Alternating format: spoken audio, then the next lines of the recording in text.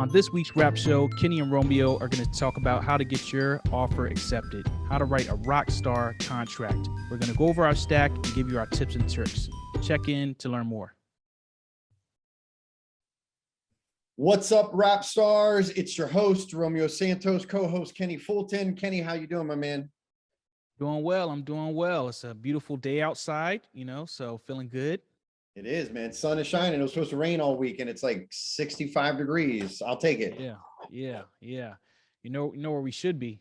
We should be on the golf course. Should be on the golf course. Too busy. But unfortunately, this market is not allowing for that. And that is why we are here to help everybody listening with the same issues that we're experiencing. And so what we're going to talk about today is getting offers accepted. And I know, Kenny, you've been working really hard putting together an outline of the steps that you go through when putting together your very best offers, correct? Absolutely. And just want to have some discussion around it. I know right now, even like just on Instagram and Facebook, I've seen a lot of agents posting about how difficult it is, to get a buyer's offer accepted right now. One of the things I like to kind of focus on, and this is kind of like a selling point, I think, with working with us as well, is you're at an advantage if you have a lot of listings. When you're on the other side of the transaction, when you are the person who is reviewing offers and helping sellers make decisions on which offer is best, it helps you better with working with buyers to know, like, hey, look, this is what it's going to take, especially in a multiple offer scenario. Yeah, there's no other offers on the table. You don't have to get that creative, but when you got 10 other offers, you have to do something different in order to stand out. Absolutely. Absolutely. And listen, I mean, as agents, it's our job to constantly be learning what those things are so that we can really serve our clients in the best way possible. There's no guarantee that you are going to get every single offer. So let me make that clear. We do not have a silver bullet, ladies and gentlemen. What we do have, though, is a process that we use to go through that helps our clients put forth their very best offer. And at the end of the day, that's all we can do. That's it. All we can do is help them be as prepared as possible. But some clients are not built the same as other clients. And what I mean by that is, at the end of the day, the person that has cash and unlimited resources, they've always got a better opportunity. So what we're going to talk about is how we go through and how we really set up and prepare our clients to write the best offer. So Kenny, why don't you get us started? All right. So the first thing from a buyer perspective, I'm talking to two groups today, talking to the buyers and I'm talking to the buyer agents, right? Love it. So working with the buyers, the first thing that you need to know is that your agent does matter. It does matter who you're working with. We're able to research each other. So when we get offers from the listing side, we're thinking like, okay, who am I collaborating with here? Like, do they know what they're doing? Have they worked in this area? Have they closed, multiple transactions in the past, year? So having a good agent and with them having a good track record definitely matters. But getting into the contract itself, I like to start off kind of like going in the order that we kind of stack our offers in. So typically you're going to start off with either your EMD or your pre-approval letter. So let's go into your EMD first. Okay. Earnest money deposit. So for those of you who haven't purchased a home before, if it's been a while, the earnest money deposit is advance funds, right? So it's not additional money. It's the money that you're putting up front. Your guarantee, it shows how committed, how strong you feel about your ability to close on this transaction. And typically, or it's customary to at least offer 1%. Would you say that's right? Yep, at least 1%. Yeah. I mean, that's a bare minimum. That's the bare minimum, exactly. And one thing that I've seen happen multiple times is let's say we have 10 offers, right? And the top 3 will be so close to each other. And sometimes the only thing setting them apart will be that one of them is offering a 1.5% or 2% earnest money deposit. And the offers can be exactly the same. What's kind of messed up about that is that the other 2 people will never know that they lost out over nothing. Like they were going to have to bring that money to the table anyway. But just because somebody else is willing to put it up in advance, it strengthens the offer a little bit. So first tip would be to do a strong earnest money deposit to kind of keep that part short. Yeah, for sure. And I mean, not only that, the more cash that somebody shows at the front that they have, the better off we are knowing that if there's an appraisal shortfall, like they're liquid to some extent, Yeah. Absolutely. Awesome. Absolutely. All Great right. point. So number 2 is going to be your pre-approval letter. And this is kind of a 2-part item. Number 1, on the listing side, we verify, we call, and we want to talk to the loan officer. So number 1, we're going to look at what company is this? Have I heard of them before? So right now, if you're submitting offers, I don't want to put any names. I don't get us in trouble, but the big banks, they're not your friend. You really want to focus on local lenders, mortgage companies. So whoever you bank with, whatever, bank that you do your checkings and savings, they already have your money, right? So if they don't close your purchase on time, it's not going to hurt them. They're already rich. But your local loan officer whose reputation is on the line, that's really where you want to focus on working with. So on my end, I want to be able to call and verify this information on this letter.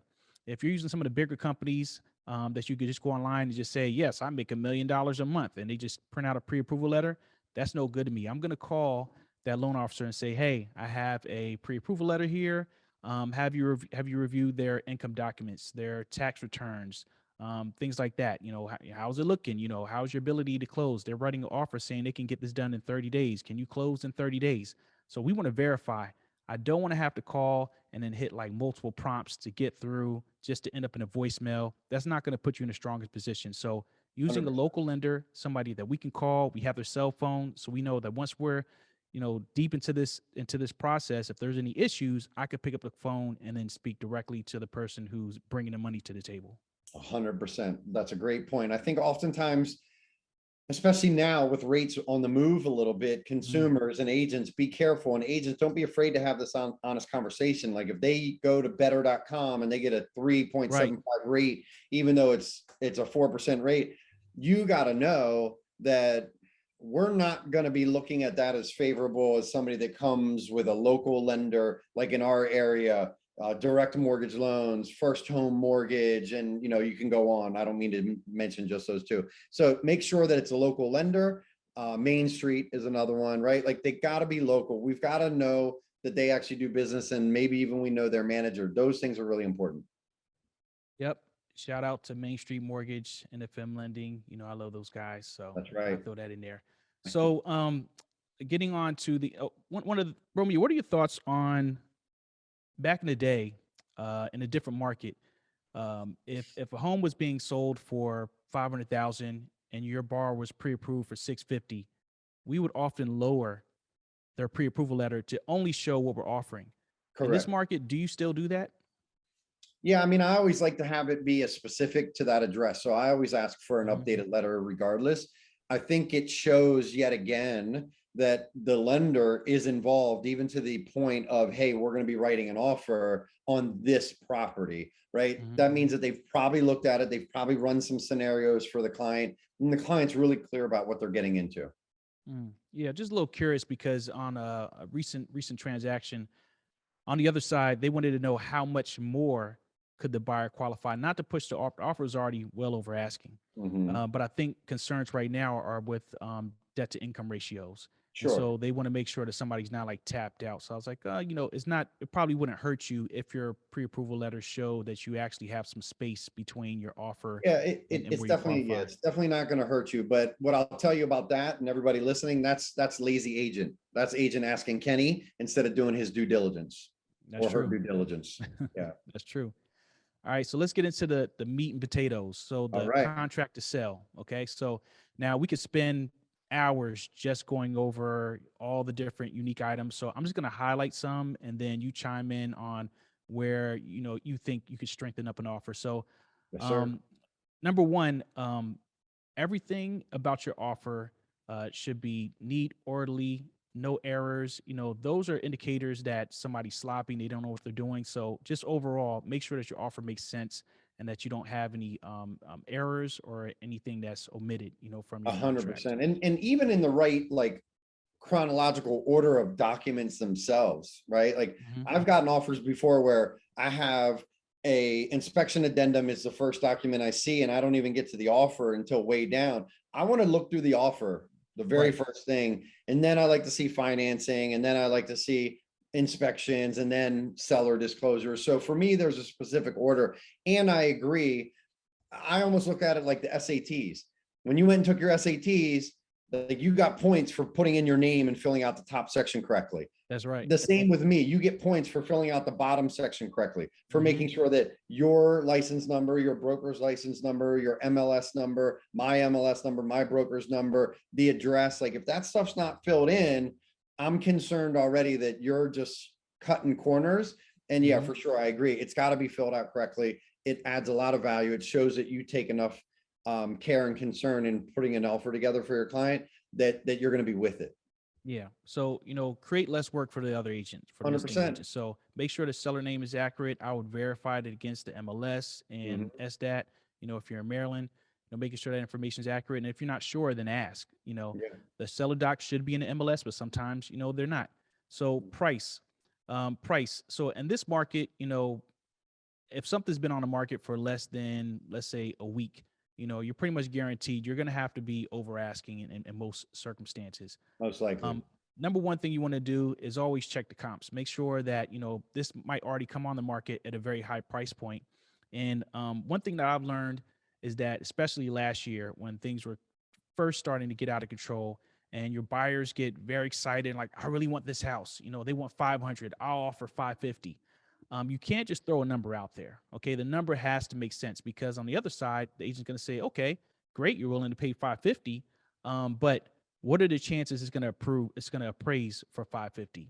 So if that Absolutely. home is not really going to appraise for that amount, it's not a real number, unless you Right. have something that's going to back it up. And then we could jump into that a little bit later. But so your price, have a lot of conversation about it. Don't just throw anything out there. Another concern I have, that I always try to keep in mind, is that I also want to be the person to help my buyers sell their house in the future. So I am concerned about how much they're paying, because I don't want them to turn around and say, hey, Kenny, can you help us sell the house? You help us buy? I'm like, oh, well, you paid too much for it, and now you're under, so making sure that they're making sound decisions is super important when it comes to price.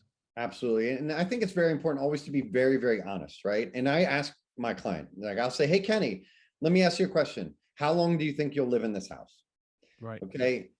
7 years. Awesome. In 7 years, if you pay more than you feel like you should right now, that's okay. You're going to get it Mhm. back. However, if you think you're only going to be here 2 years, then I would suggest that we keep looking, because you're going to have to pay over what the market is right now. And that's going to cause issues for you in the event that the market does turn for a little bit. But we know that the sales cycle is 7 years for the most part. Now, granted, we've been in one of the longest ever. I think we're going on 14 years now. But, Mhm. it is really important to, like, be really upfront and honest. We're their consultant. We're their advocate, right? We're not there to tell them what they should and shouldn't do. We're just there to give them every piece of information possible, and then help guide them with different things that they should be thinking about depending on their situation. Yep. I love it. I love it. Now, here's a sneaky one, right? I think everybody knows, price and appraisals and addendums, all these kind of things, but title company can also matter. It can make an impact for the seller. So in Mm, the event the seller has two transactions going on, they might have a title company that they will prefer to use. It could save them money on their end. So right. asking, you have your own title company that you want to use, but don't be afraid to ask on the listing side if they have a preferred title company. That could be something that could be a tiebreaker, and be a financial difference for the seller as well. Yeah, for sure. Absolutely. All right. So we have our settlement, 30 days or less when you can. If you're using certain programs that cannot close within 30 days, make sure that your lender can actually do this, but being aggressive with your closing date, I always like to check the calendar, make sure that there's no holidays that can delay the process. It may not be on the closing date, it might be the week of closing that could push things back and make you miss a closing date. Yeah. Make sure that you're not going to be on vacation, or that your client's not going to be on vacation. So make I sure that feel you're like you're picking a good talking to me day. on that one, I'm, Kenny. I'm kind of talking to me too. If you feel it's about you, that's on you, but I'm not talking about you. That's funny. So yeah, so closing dates, be cognizant of that when you're picking them. So if you're throwing a contract out there, and I get them all, we get some and it'll be 50 days. Like, why 50 days? I'm glad that you're being honest, but Right. that's not going to help the seller. It's less competitive, especially when it comes down to this. Now the seller has to make another mortgage payment, right? Yeah. So try to be conscious of the closing days. The days of the week matter. Mhm. The part of the month in which you're closing matters. So keep those things in mind. Don't go so short that your lender cannot get it done. Right. Right. Make sure you talk to the lender. I mean, the lender is your partner in this. You guys are working together, and you, as the real estate agent, Kenny has made this point many times, and I love it. You're the general. You're running it. You're the general manager. You're the general in the army. You are the area director. You, whatever you want to call yourself, you are in charge of making sure that everything is orchestrated correctly. Now we have luxury of having a great administrative team behind us that helps us. But at the beginning of it, putting it together and orchestrating how it looks, putting this offer together, this offer stack that Kenny is talking about, it's our job to make sure that it makes the most sense. Yep, absolutely. And so I'm gonna breeze over a couple points. We get to the good ones, but just for the agents who are listening, financing, conventional is really the way to go right now. If your clients can, and kind of as Romeo mentioned earlier, sometimes there's nothing you can do about it. But if you're striking out a lot, it might be time to go back to the drawing board, have some conversations with them and their lender. What's stopping them from being able to go conventional? And then during this period of time in which you're out there hunting, maybe there's something they could be working on so that way they can qualify. Because if you have the exact two of the exact same offers, but one is conventional versus FHA, they're going to go conventional every time, Yeah. for multiple reasons. But one of the really important reasons is that FHA is kind of like a good backup. So if something happens and then now there's a discrepancy on the income or something like that, and the ratios are off, you have multiple extra strategies, for that buyer. And with FHA, you're kind of already at the edge of that threshold as far as the maximum debt to income limits, and where you're going to be at on rate and value, and down payment and all those kind of things. So Yeah. make sure that if you have a buyer who's FHA, that you're having those kind of conversations. If they're using down payment assistance programs, those are going to be red flags. And if you have multiple offers going on, so try to strengthen your buyers as much as possible. Yeah. And again, it goes back to being the general and having conversations with the lender. I always have the conversation with a client that tells me that they want to use like Maryland Mortgage Program, for example, a down Mm-hmm. payment assistance program. In Maryland, unless you're in Montgomery County, you get $6,000 from the Maryland Mortgage Program, but you have a much higher rate, right? So Right. over the life of the loan, and that actually hurts your qualification. So you might actually be able to buy more. And so I always like to go to the lender and say, hey, listen, did you talk to them about maybe Mhm. giving a rate bump and then giving them a credit back based on building that in? Also, did you talk to them about maybe going FHA, building in that credit, and then also maybe doing a lender paid mortgage insurance? I mean, if you're at a Maryland Mortgage Program and let's say the rate is 5%, but today's rate is 4%, and you go conventional and then you take that rate by building those things into 4.5%, you're actually saving them money, not only monthly, but over the life of the loan and the interest as well. Now you need to pour into yourself. And that's what we talk about all the time. And what I mean by that is you need to educate yourself. You need to know these things. And that comes with time and experience, but it also comes from setting aside one day a week where maybe you schedule a coffee with a lender and you pick their brains about programs. You must know these things. It is your job to know them. It is not your job to be an expert, but it is your job to know them to some degree. Okay. Right. That's right. I love it. Yeah. And then some of the other items on here, just making sure that your offer is very clean. Make sure that you're completing the inclusions and exclusions, and make sure you're rectifying that against the seller docs. Checking the Absolutely. first time home buyer box if it's applicable. And then like you mentioned earlier, make sure that last page, completing the agent and the broker's license information and contact info. Make sure that's complete. Just make it nice and clean. Give them Yeah. listings that they have to come in. Now, here's the biggest one right now that I think everybody's going to have to consider: appraisal gap addendums. Mm. Right. So, and there's a lot of different ways of wording it. There's really no standard form. This is kind of like a newer thing. So there's no like standardized forms that like every board is really come up with yet. But in general, the terminology on there is going to be something like buyer and seller do hereby agree that in the event the home appraises for less than the amount offered, that the buyer will cover the difference up to X amount of dollars. So Right. let's say if a home is for sale for 500 and then your buyer offers 525, it's like great. But if the home doesn't appraise for 525, the assumption is that you're going to sell it for less. So, great offer. Can you cover the difference? Can you pay above the appraised value? And Yeah. if yes, how much?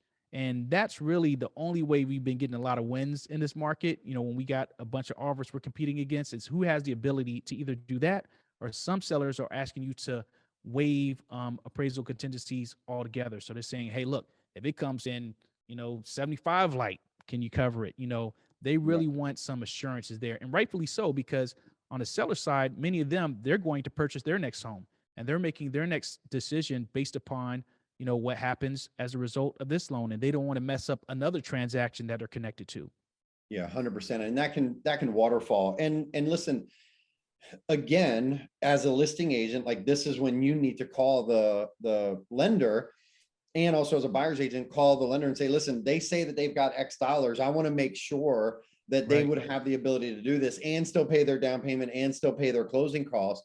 Is that going to mess anything up? Right.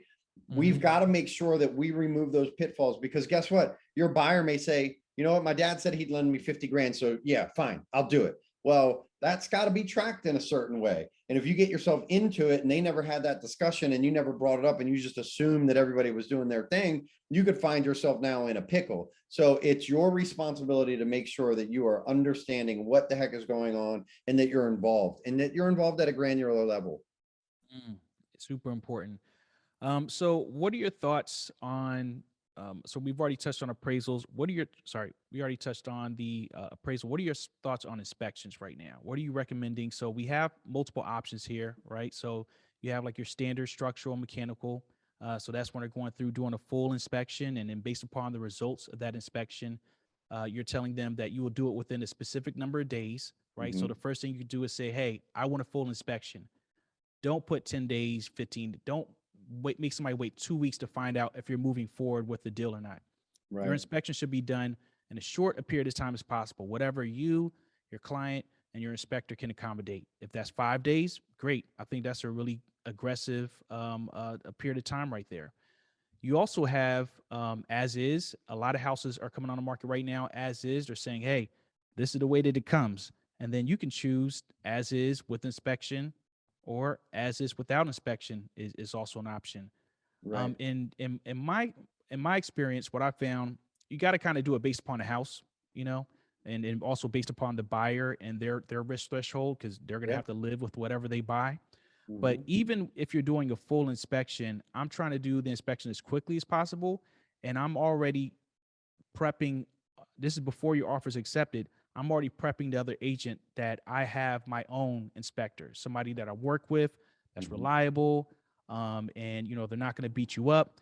So if you're going to go for the full inspection, get it done quickly, and then let them know that, like, hey, look, we're not going to beat you up over this inspection. We're just looking for major things, to make sure that the house is in a sinkhole and the roof is falling apart or the foundation. We're not going to come back with a bunch of a lot of little small stuff to kind of nickel and dime, Right. the net from the seller. Yeah, I think that's really important. And, I mean, first and foremost, let me state this. I would never suggest that a buyer waives an inspection altogether.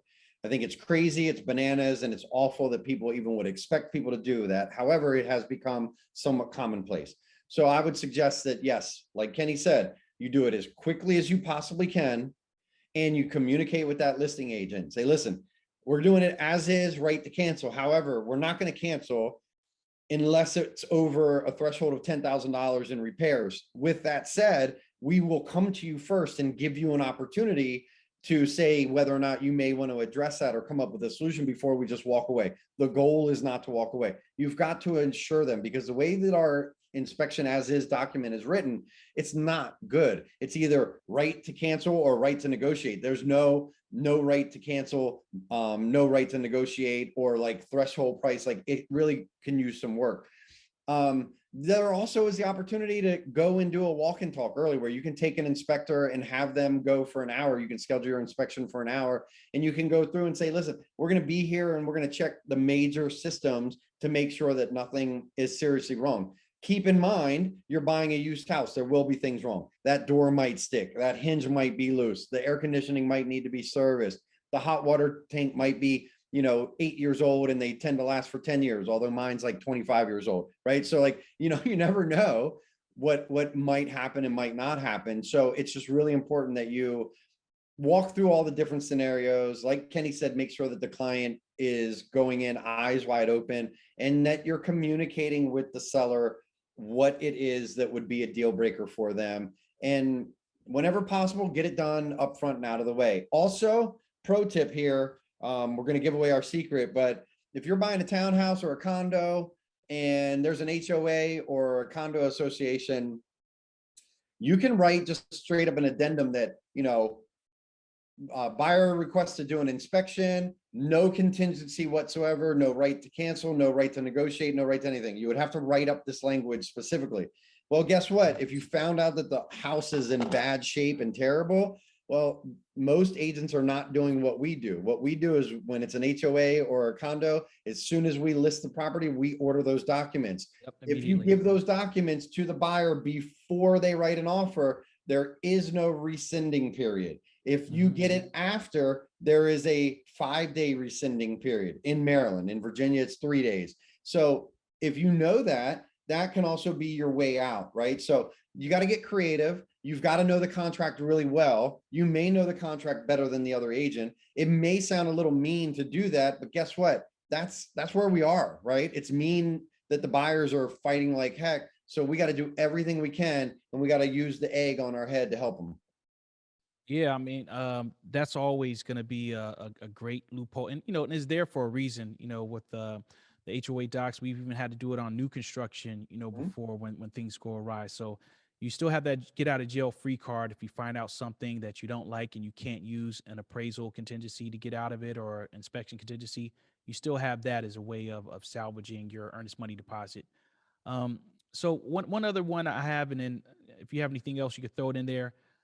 As far as negotiating with your offer, transfer taxes. So part of your one of the addendums, like especially the first time homebuyer addendum, you're stating who pays the transfer taxes.